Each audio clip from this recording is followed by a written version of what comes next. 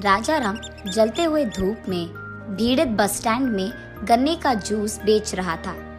वो गन्ने को मशीन के अंदर डालकर उसे निचोड़कर एक गिलास में नींबू पानी डालकर उसमें गन्ने का जूस भरता था और इस जूस को उसके ग्राहकों को बेचता था। वो 3 दिन से यही काम कर रहा था, लेकिन वो कोई भी पैसे नहीं कमा पाया। तब वो ऐसे सोचता है कि कोई नए प्रकार का व्यापार शुरू करके इस गन्ने के व्यापार का लाभ बढ़ाना होगा। ऐसे सोचते सोचते उसे एक उपाय सूझता है। राजा राम अपने आप में ऐसे सोचता है, इस गर्मी में अगर किसी को गन्ने का जूस पीना भी है तो उनके अपने कामों के बिजी में नहीं पी पाते हैं, और कुछ लोग बस छूट जाने की टेंशन में बस उतरकर पीने नहीं आते हैं। कोल्ड ड्रिंक और लस्सी जैसे बेचा जाता है, वैसे ही अगर गन्ने का जूस भी उनके पास पहुंचाया जाए तो मेरा व्यापार शायद अच्छा चलेगा। ये सोचकर वो तुरंत कुछ प्लास्टिक कवर्स में गन्ने का जूस डालकर उन्हें पैक करके उन्हें एक प्लेट में डालकर बेचने जाता है। बस स्टैंड में सारे बसों के पास जाकर, गन्ने का जूस बाबू, गन्ने का जूस, ताज़ा ताज़ा जूस, बिना कोई मिलावट के एकदम घर से बना हुआ जूस, अलग प्रकार के कोल्ड ड्रिंक्स के बदले में ये ताज़ा ताज़ा गन्ने का जूस पियो बाबू, ऐसे उनको बेचने लगता है।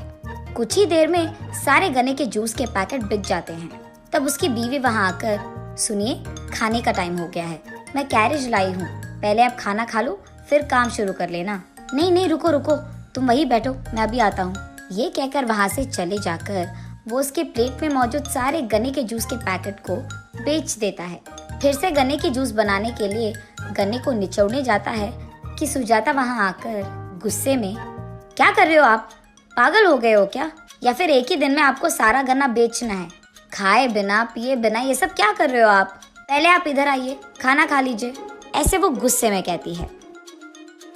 तब राजा राम जल्दबाजी में वहाँ नीचे बैठकर खाना खा लेता है। उसके बाद तुरंत वो गन्ने के जूस बनाने मशीन के पास जाकर उन्हें निचोड़ने लगता है। उसके बाद जूस बनाकर उनको वापस उसी जल्दबाजी में बेचने जाता है। न जाने क्या काम करते हैं ये, जो खाया वो भी ठीक से नहीं खाया उन्होंने।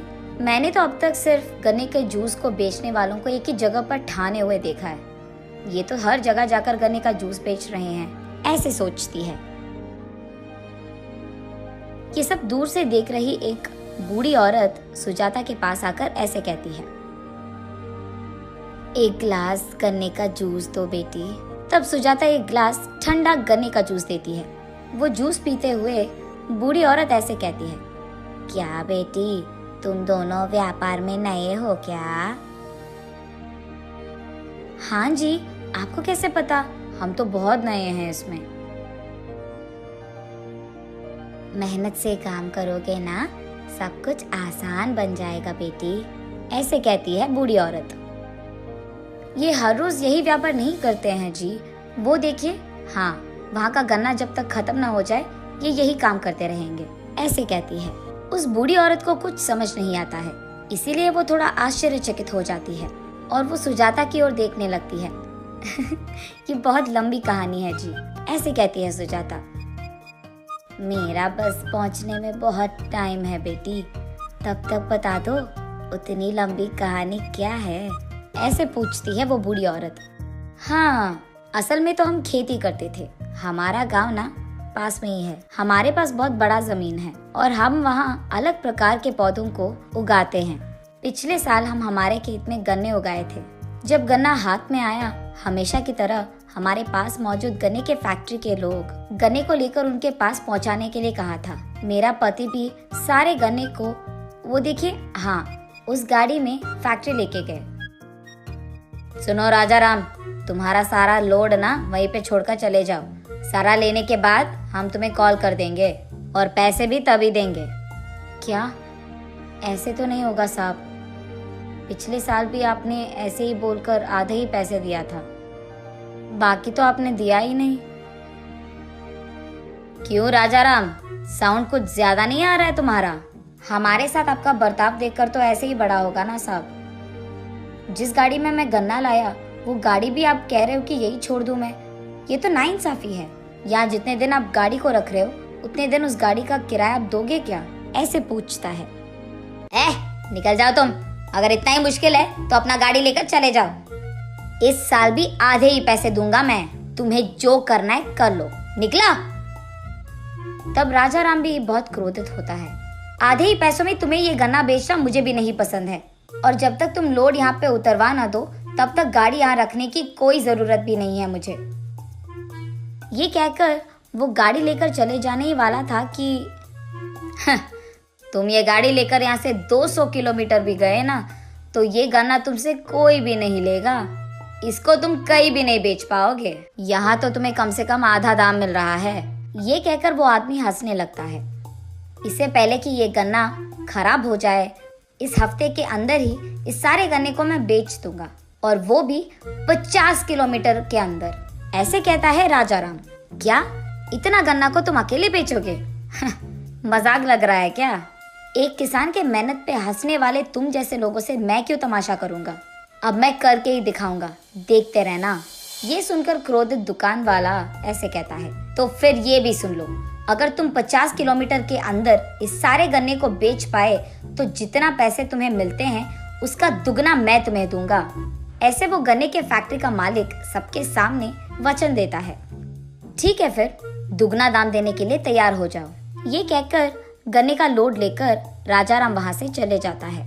उसके जाने के बाद वो मालिक सबके साथ हंसते हुए ऐसे कहता है देखो उसका घमंड, हफ्ते के अंदर ही मेरे पैरों पे गिर जाएगा और बोलेगा कि यहाँ गन्ना कोई नहीं खरीद रहा है, कम से कम आधा तो दाम दे दो। सुजाता ये सब उस बूढ़ी औरत को बोलकर, तो ये थी वो लंबी कहानी। इसलिए मेरा पति उस सारे गन्ने को बेचने के लिए 3 दिन से बहुत मेहनत कर रहा है। 2 और दिनों में उस सारे गन्ने को हमें बेचना होगा, यही उनका फैसला है। ऐसे कहती है, अच्छों का अच्छा ही होगा। चलो मेरे बस का टाइम हो रहा है बेटी, मैं जा रही हूँ। ऐसे कहती है वो बूढ़ी औरत। ऐसे वो 2 दिनों में उस सारे गन्ने को बेच देता है।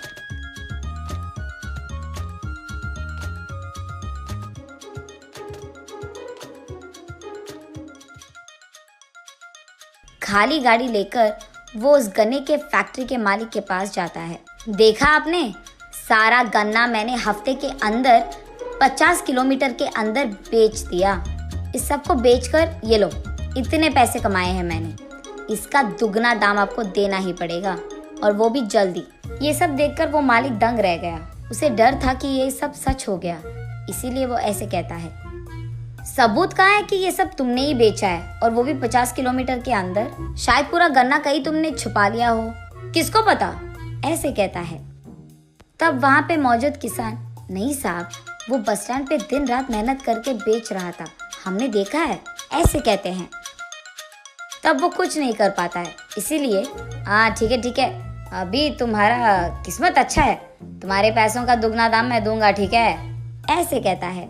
रोते हुए राजाराम के कमाए हुए पैसों से दुगना देता है वो मालिक, और वो भी सबके सामने।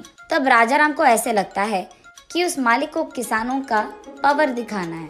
तब वो कहता है, आपका जमीन मैं खरीद लूंगा, दे दो मुझे, अभी के अभी पैसे भी दे दूंगा। तब वो उसके पास मौजूद पैसों से वहाँ पे मौजूद सारे किसानों का खेत खरीद लेता है। तब कुछ ना कर पाने के कारण फैक्ट्री का मालिक वहाँ बैठ जाता है। राजाराम पूरा गन्ना लेकर पास में मौजूद शहर जाकर हर एक चौरस्ते में एक एक गन्ने के जूस का डिब्बा लगाकर, वहाँ पे लोगों को नौकरी पे भी लगाकर गन्ने के जूस को पैकेटों में बेचता था। बहुत ही जल्द वो बहुत सारा लाभ बनाता है। ऐसे उसने साबित कर दिया था कि अगर एक किसान को कुछ करना है तो वो करके दिखाएगा, और ये भी सबक सिखाता है कि किसानों को कभी नीचा नहीं देखते।